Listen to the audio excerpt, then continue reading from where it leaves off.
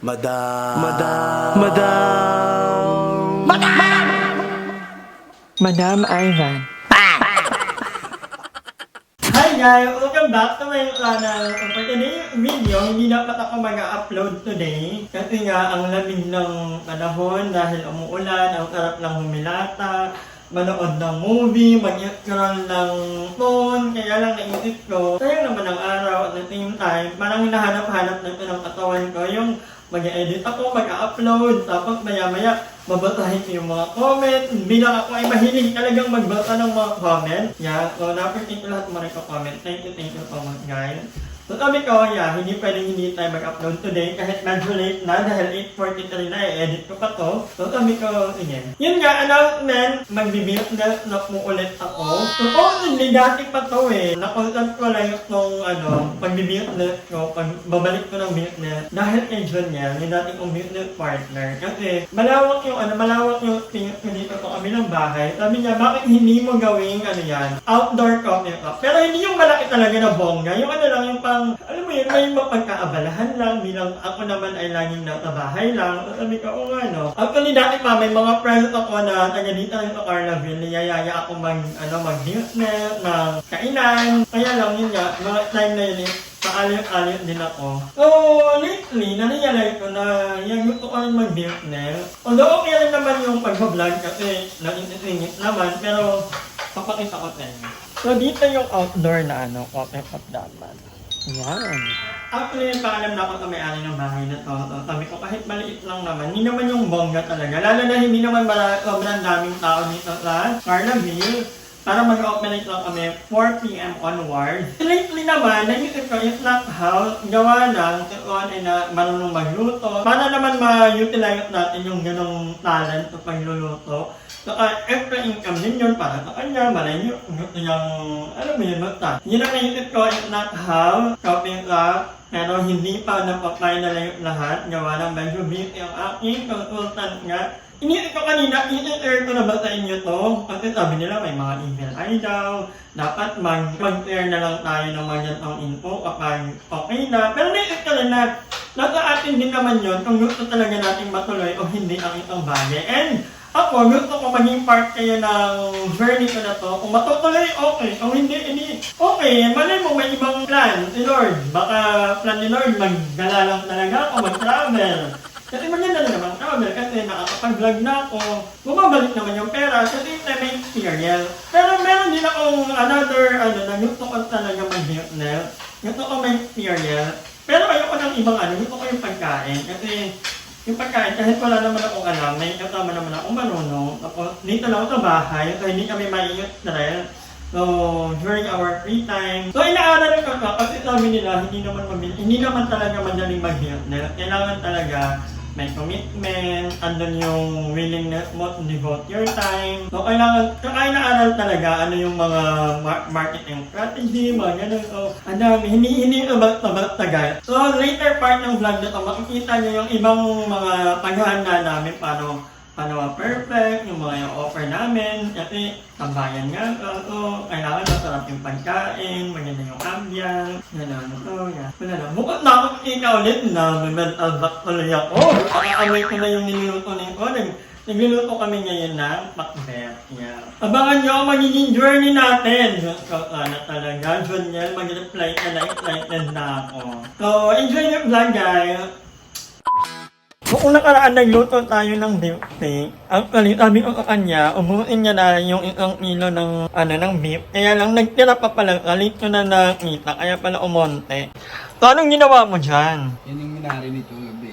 Beef tapa naman siya. Yung rice natin, nilagyan ko din ng yung butter, tsaka oyster sauce at toyo. Anong iit mo? Ganun ka. Ang dami mo naman. Para makarap yung kanin natin. So kung naamoy nyo yan, siyempre hindi nyo naamoy. Mabango ka. Amoy na amoy yung mga sangkap na ginamit niya. So naglaban ako kahapon kasi sabi, baka may bagyo daw. Ang inakita din naglaban na. So, inubot ko yung mga labahan namin. At hanapan ko ng pwesto to. Ayoko na nandito sa labas para maaliwala talaga. I'm somewhere in the middle, try to find myself again. So, ayan mga kangonger, tapos na magluto si Ron. So, ito meron egg, may tapa, and beef tapa, and then merong fried rice. So, pinaperfect actually ni Ron itong mga gantong pagkain kasi yun talaga yung pinaplan namin at dahil dun sa nauna ko naisip na ni Go. Okay, coffee cup, pero hindi pa nga na-finalize lahat, although malapit na. Pero gusto namin mag-ano ng pagkain na mga ganito, mga tapang, chicken, tikman natin. Parang tulugan. Oo, parang ilog. Bigyan mo ng ketchup para feel mo na sa So, pati yung kanin actually, inano niya to, hindi ko alam paano niya, garlic rice na. garlic rice. Medyo matigas lang yung yung beef. Kasi hindi naman to pang tapay, puro liquid to eh. Pero actually, malambot naman. Masarap yung kanin, masarap yung fried rice. Hindi ko lang alam paano mag-fry ko ng ganito kasi baka naman malugi, di ba? Hindi yun malambot. Kahit kung hindi lang nagkita, basta hindi naman masyado. At ano lang naman to, dito lang naman sa gilid. Gusto ko talaga tambayan.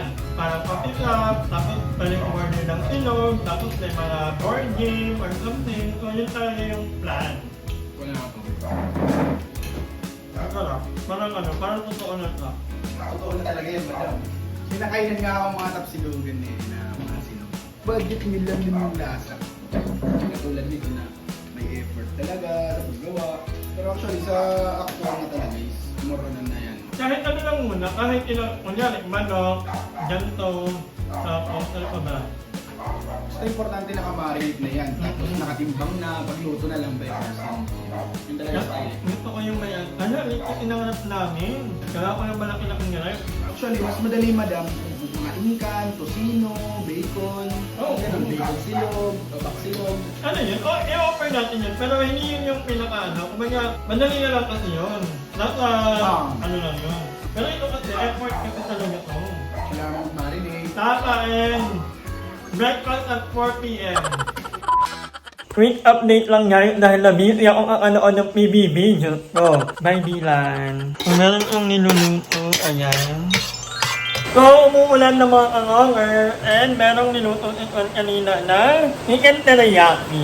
Meron din kaming ice cream kind of night dahil umuulan. Hindi lang muna ako maliligo kasi umulan naman eh. Pag Wala maulan, muna. maliligo. Ngayon lang umulan ha. Ngayong gabi lang. Paano mo explain yun? Kaninang umaga hindi ka naligo. Hindi naman naulan. Bukas na. Ako naligo po. O hindi lang mukhang naligo.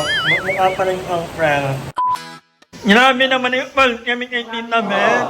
Ano yan? Parang macaroni, parang ba't may chicken? Ano yata to? Chicken macaroni salad. Chicken macaroni salad. Di ba parang parang carbonara? Hindi. Nakatikim na ako niyan.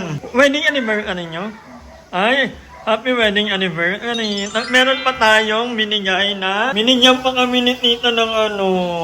Thank you, Ta! Balik na lang namin yung lalagyan some other time. A few moments later. So, ayan, nagluluto muna ng kanilang pulutan dahil nagiinom nila. Magay mo na kayo sa vlog. Ang dami na pong mga tropa dito. Iba ka talaga. Kahit saan ilagay maraming friends.